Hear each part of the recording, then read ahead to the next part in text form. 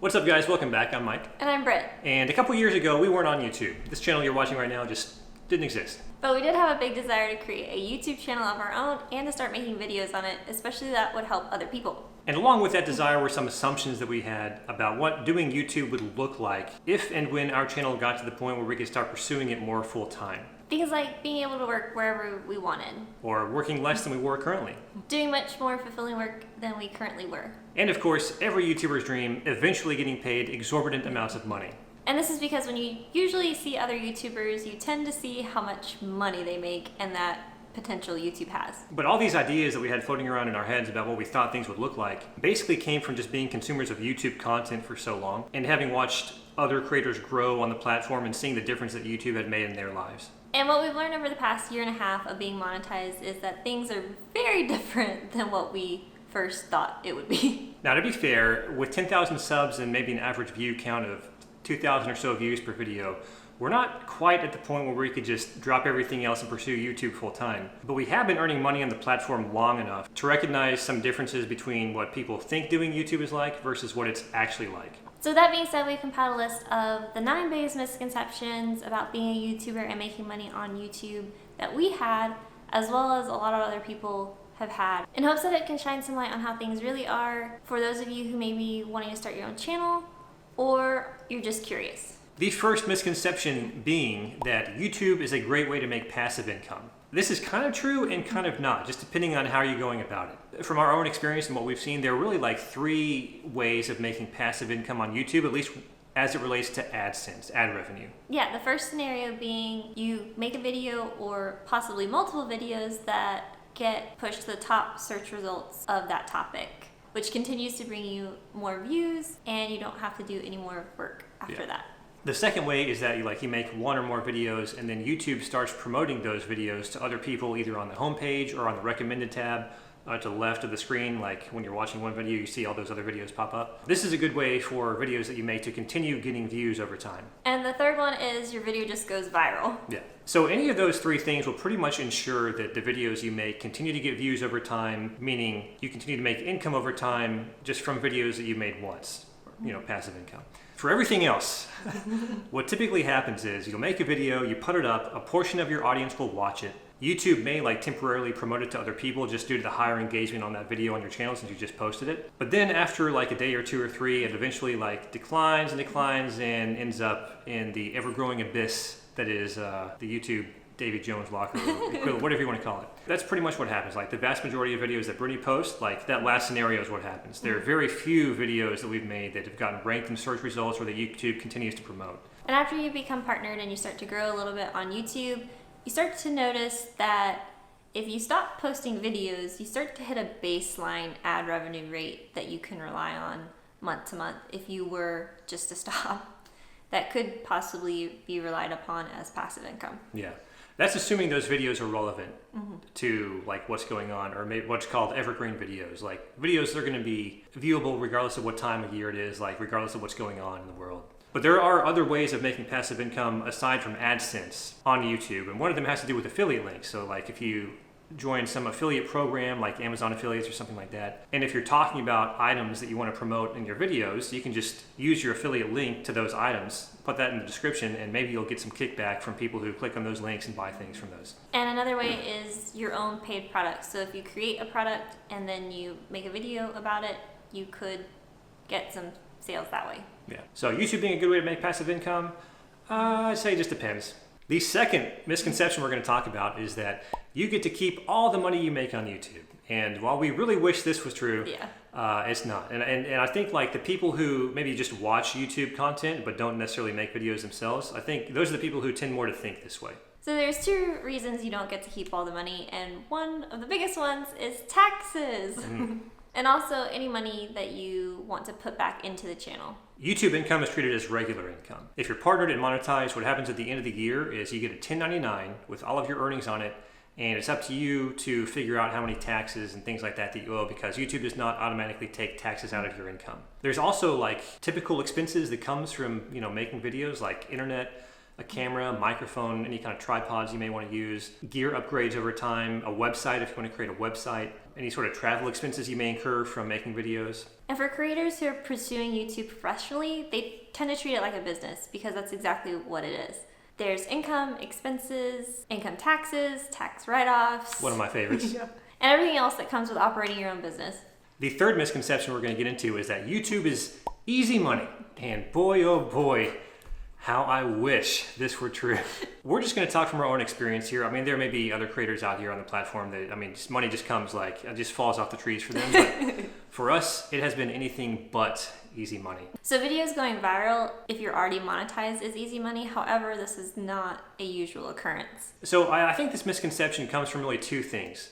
The first one being the only YouTubers we hear about, like on the news or in articles or things like that, are the ones making the hundreds of thousands a year or millions of dollars a year on YouTube. They're not like the average Joe making $5,000 or $10,000 or $20,000 a year on YouTube. I mean, there are a lot of creators who don't even earn that much, but we don't hear about all those. We just hear about the high rollers. The second thing is that a lot of people have the idea that however long a video is how long that video took to make. So for example, if this video ends up being between like 10 and 15 minutes, that means this video only took 10 to 15 minutes to make. And that's just not the case. This video, for example, I've already put probably 10 hours of work into it, and we're only, 5 minutes through or so. So there's things like planning out a video, organizing the flow, which may include scripting or doing bullet points just to make sure you get your ideas written down on paper so you don't forget anything, setting up the scene that you like, or you may do multiple scenes, filming, editing, and then there's everything on YouTube's end, like title, tags, description, making sure you're doing your best SEO optimization that you can, your thumbnail, trying to make it visually appealing. Yeah, thumbnail's very important.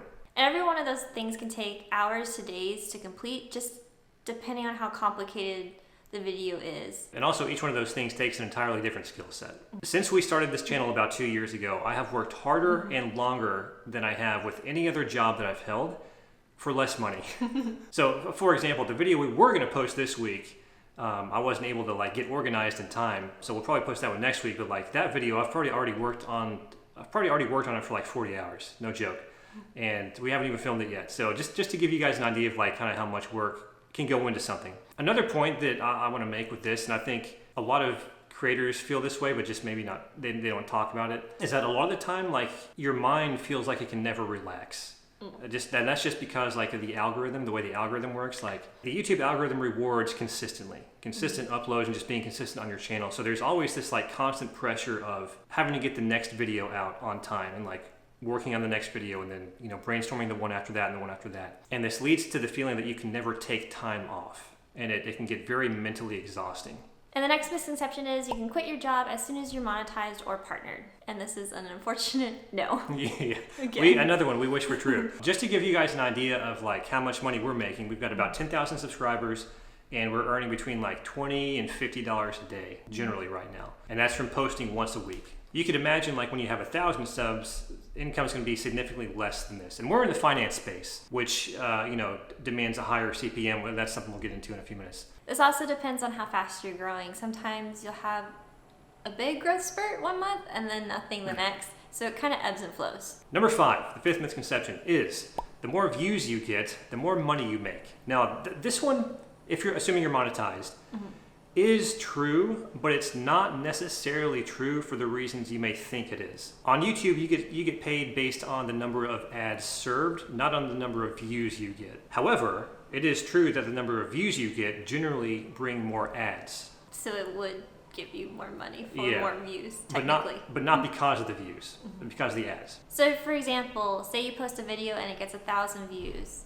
but for whatever reason there was no ads served to anyone during that video, your income would be 0 because there was no ads served. However, if each of those 1,000 viewers got served one ad, then your video would have 1,000 ads served, and then you get paid based on those ads. Now, in YouTube terms, this is called CPM and RPM. CPM stands for cost per mil, or basically what YouTube earns for every 1,000 ad impressions they serve out. RPM is revenue per mil, and this is the calculation that's given back to the creator that basically calculates how much money they are earning per 1,000 views, even though the money doesn't have to do with views, it has to do with ads. It gets a little confusing. Yeah, it can get complicated. But that's how it works. And this is a great segue into our next misconception, which is every video has the same ad rate or CPM. This isn't true because advertisers will pay different ad rates depending on what type of content is being produced. This is another kind of area where it gets a little complicated, but as an example, finance content on YouTube, it wouldn't make much sense for a game developer to advertise on finance content on YouTube because the people watching finance videos on YouTube may not be interested in video games. However, it would make sense for a finance business to advertise their products and services on finance content. And a finance business can afford to spend more to acquire new customers than, say, a video game developer, because a finance company is going to make more on their customers than a video game developer would. That's the theory. So for example, a finance company may be able to spend like $100 to acquire a new customer because that new customer is going to make them $500 over the next couple of years.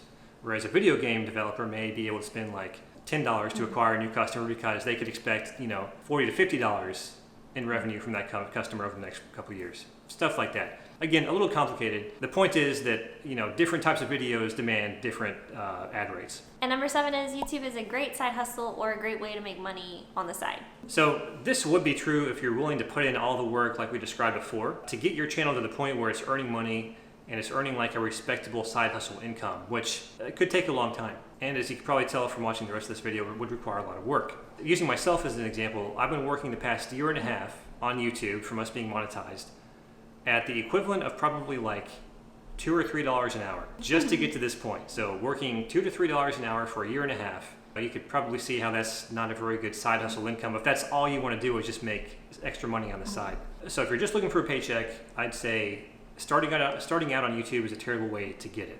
And there are a ton of other things you could be doing to make a lot more money. However, if you want to do YouTube long term, and this is something that you could see yourself doing over years and years and years. Yeah, and you have a passion or something that you find would help other people, and you just want to get your videos out there, then go for it. Yeah.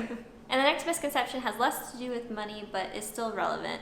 And that is, you can make whatever type of videos you want and there will be an audience for it. This one is more true like when you first start your channel and you're first kind of like gaining subscribers and getting an audience, but it becomes less and less true over time as your channel grows and you get kind of like more into a niche and like the particular lane that you want to be in on YouTube. If you're just creating a vlog channel and like you're just documenting whatever you're doing, then I guess this is true. You can create whatever kind of content you want. Again, using us as an example, we create finance content most of the time, and it's just basically us sitting down here talking about, personal finance stuff.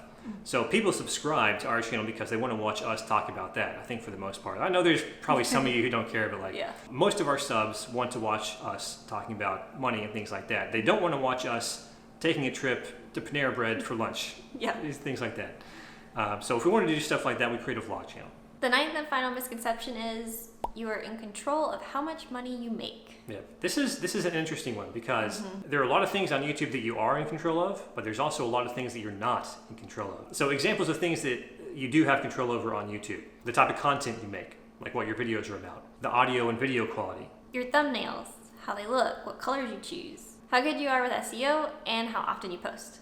On the flip side, this thing called the YouTube algorithm that we alluded to earlier, this controls a lot about what goes on YouTube. It controls a lot more than you think it might control too. Yeah. So this controls how many of your subscribers get notified when you post a video. It also controls where your videos show up in the search results, how your video is recommended to other people, who your video is recommended to, and a lot of things like that. So unfortunately, and very frustratingly a lot of times, the algorithm controls like a lot of the most important business aspects of getting your content out there to people who may want to watch. So what's happened to us a lot of the times is I will spend countless hours working on a video, researching it, organizing it, putting it together, editing it, making like 5 different thumbnails and picking the best one. And then we post it, and then for whatever reason, like it doesn't vibe with the initial segment of our audience that YouTube promotes it to, which means YouTube doesn't really promote it to other people, and then it's just kind of a flop video. And on the flip side, we may spend less time on a video and not put as much work into it, and it could just take off. Yeah, I think the highest viewed video on our channel, we spent maybe like 10 minutes just writing some notes down before we filmed. We're like, all right, let's go. Yeah. For the most part, however, the general rule of thumb is, the higher quality video you make, the more chance or the better chance it has of like doing well over time, which in turn makes you more money. And that is everything we got, guys. Those are our 9 misconceptions. If you are a YouTube creator yourself and you can think of other ones, maybe leave them in the comments below. And also, if you have any questions for us, maybe things that we didn't mention, things that you're curious about, ask those in the comments as well. We'll try to get to as many as many comments or questions as we can. With that being said, thanks so much for watching. We appreciate it. If you enjoyed this video, please give it a huge thumbs up. It helps out tremendously with that YouTube algorithm. And you can subscribe for more, and you can follow us on Instagram at It's Mike and Brit. We post there every now and then. Yeah, thanks again, guys. We'll see you next time. Bye.